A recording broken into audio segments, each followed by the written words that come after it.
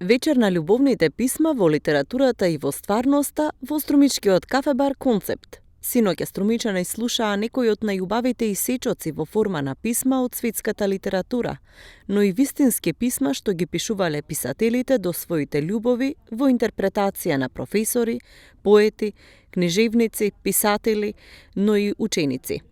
Освен што се читаа писма, за писмата и се говореше.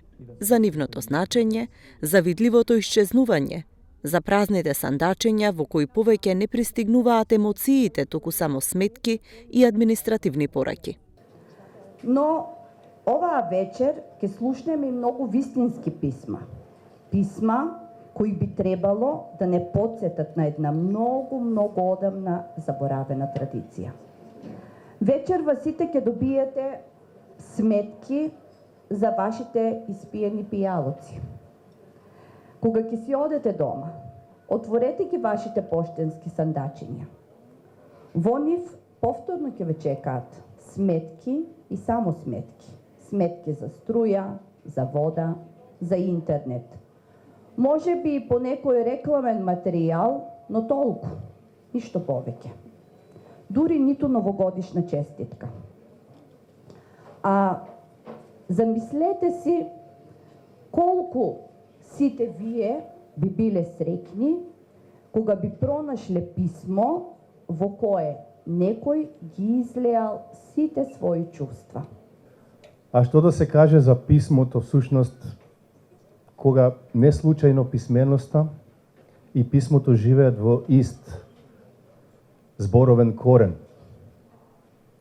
Тоа е така и во англискиот јазик и во многу други јазици. Да се испрати порака, да се каже нешто што ќе остане всушност изворот на писменоста. Првото писмо сите сигурно сме го напишале можеби во вид на порака и на изјава на љубов. Мамо, те сакам, со незиното црвенило со карминот на зидот, и тука останува мајката безпомошна, не знае дали да се радува или да почна да вика. Таа белина всушност е основа на уништувањето на белината, е основа всушност да се каже нешто важно. Пред околу 170 години, пред појавата всушност на првите лепливи поштенски марки, оној што го примал писмото, тој бил всушност плаќачот на таа услуга. Тој си ја откупувал својата радост, изненадувањето, плаќал за своето изненадување. Настанот го организираше Друштвото за наука, литература, култура и уметност Иван Василевски од Струмица и е дел од манифестацијата Струмица, град на културата.